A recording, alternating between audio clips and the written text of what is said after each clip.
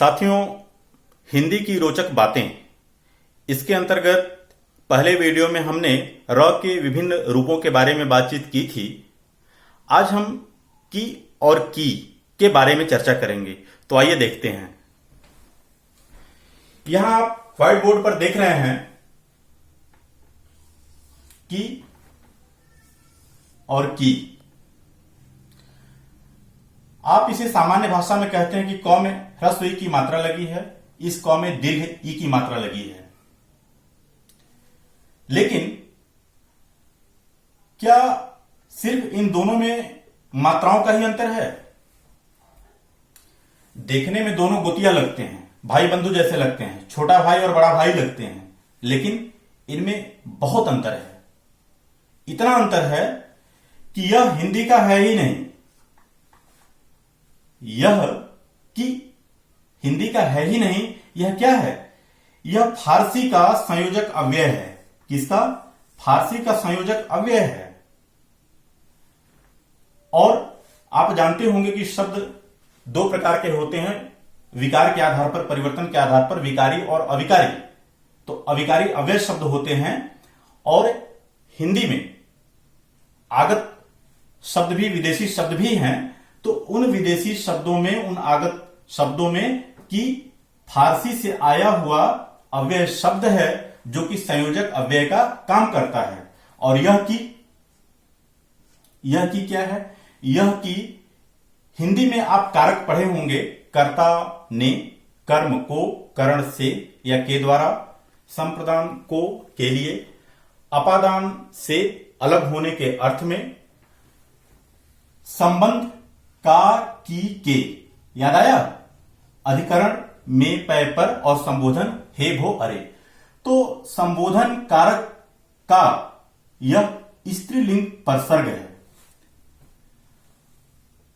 आपने देखा यह क्या है? फारसी का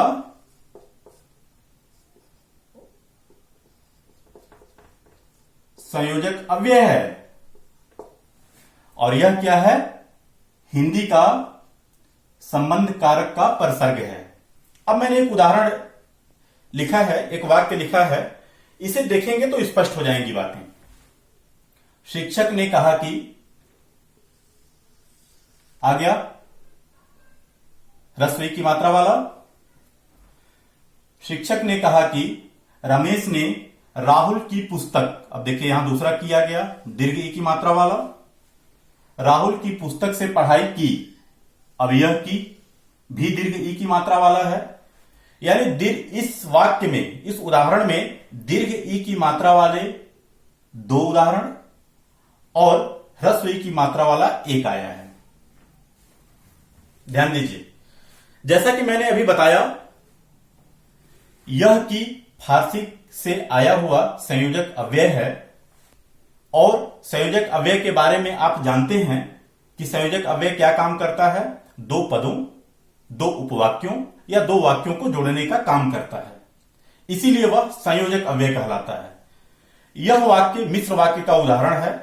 और आप जानते हैं कि मिश्र वाक्य दो उपवाक्यों में बटा होता है, एक मुख्य उपवाक्य, दूसरा आश्रित उपवाक्य।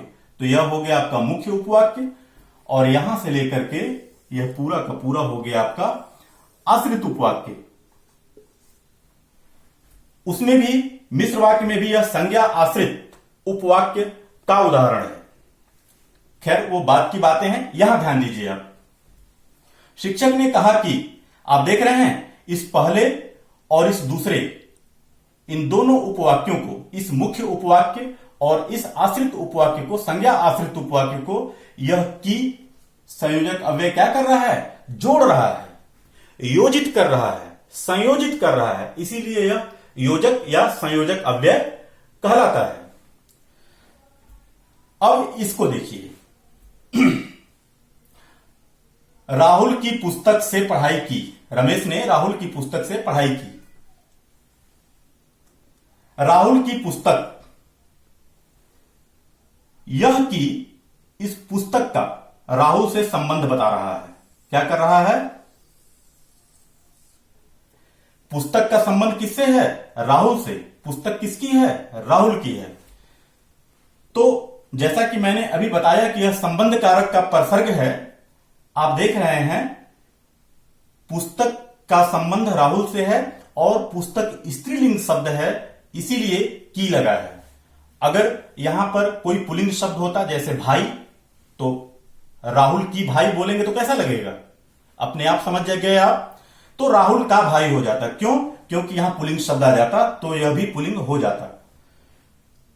अब राहुल की पुस्तक, इसी तरह राहुल की घड़ी, इसी तरह राहुल की कलाई, बहुत सारे स्त्रीलिंग शब्द, जो भी स्त्रीलिंग शब्द यहां रखेंगे जिससे राहुल का संबंध जुड़ेगा सब में की लगेगा, और यहां पुल्लिंग शब्द रख देंगे तो यह की न होकर के का हो जाएगा।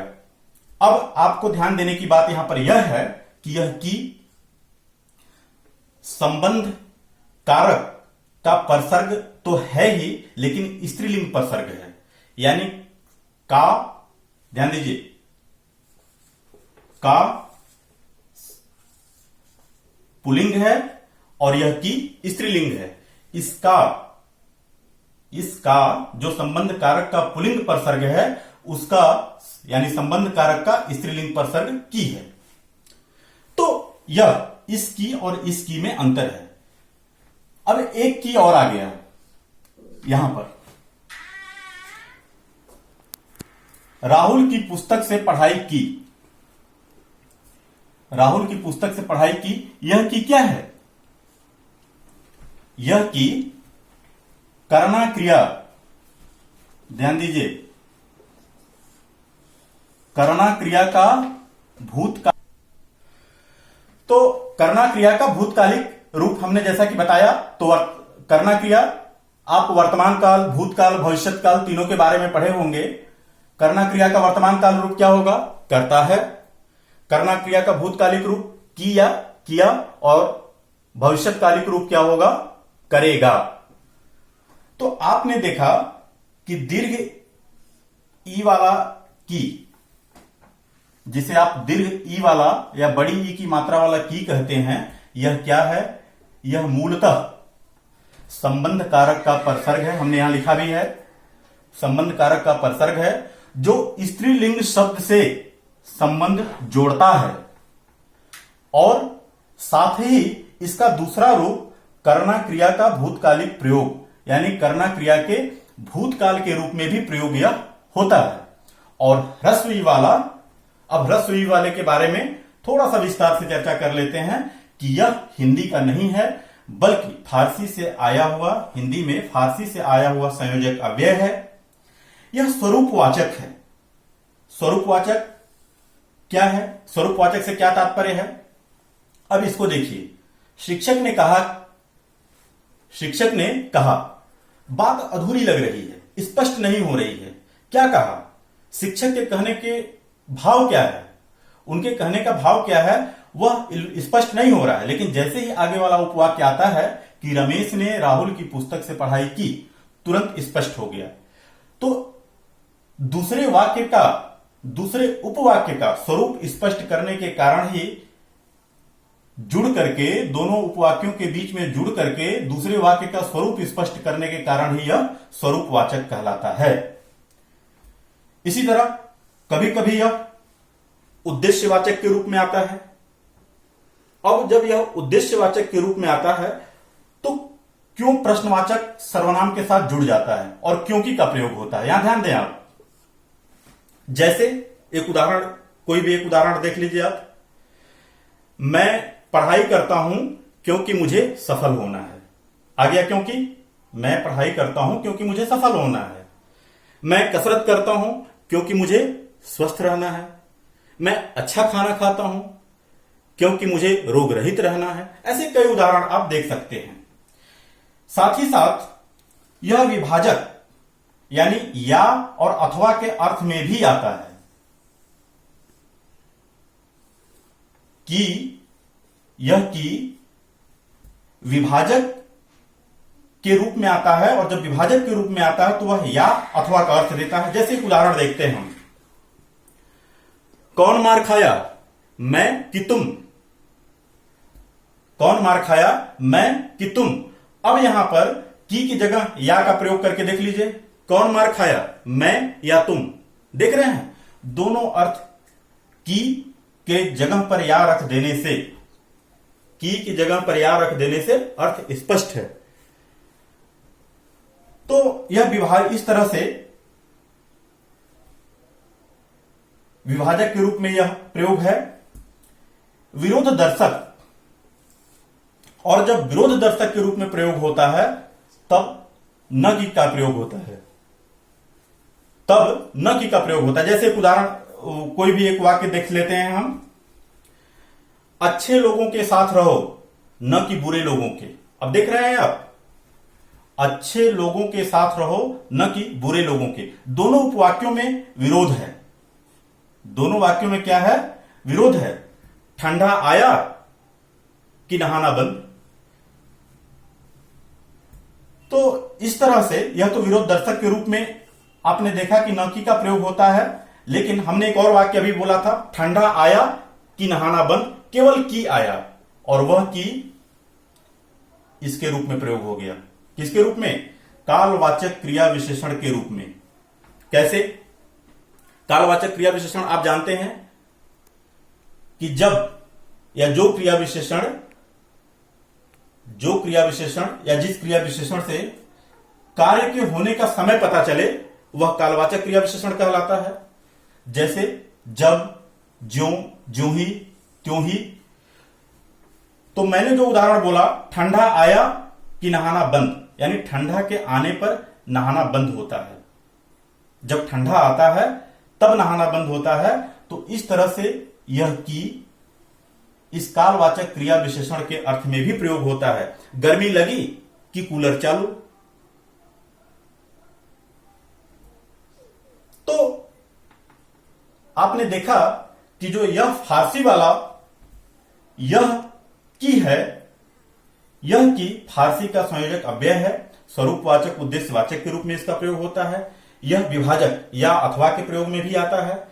यह विरोध भी दर्शाता है और कालवाचक क्रिया विशेषण के अर्थ में भी इसका प्रयोग होता है। अब एक और यहां पर मैंने लिखा है जो कि। प्रायः यह वाक्य के प्रारंभ में आता है और विशेषण उपवाक्य जैसा दर्शाता है। जैसे जो कि कल भागा था आज वह आ गया, जो कि कल भागा था आज वह आ गया, जो कि कल अनुपस्थित था आज उपस्थित है। तो यह वाक्य एक उपवाक्य के प्रारंभ में आता है और जिस उपवाक्य के प्रारंभ में आता है वह पूरा का पूरा विशेषण उपवाक्य का अर्थ देता है। तो आपने देख लिया कि यह की के रूप में भी प्रयोग होता है, न की के भी रूप में भी प्रयोग होता है, जो की के रूप में प्रयोग होता है और क्योंकि के भी रूप में प्रयोग होता है। और इसके ये विभिन्न रूप हैं। इस की के बारे में भी आपने देख लिया कि यह की क्या है, मूलतः संबंध कारक का परसर्ग है और करना क्रिया का भूतकालिक प्रयोग है। तो इस प्रकार हमने देखा। साथियों, इसी तरह अगले वीडियो में हम एक नई चर्चा के साथ इसी तरह की कुछ नई रोचक बात लेकर के आएंगे। तब तक के लिए धन्यवाद।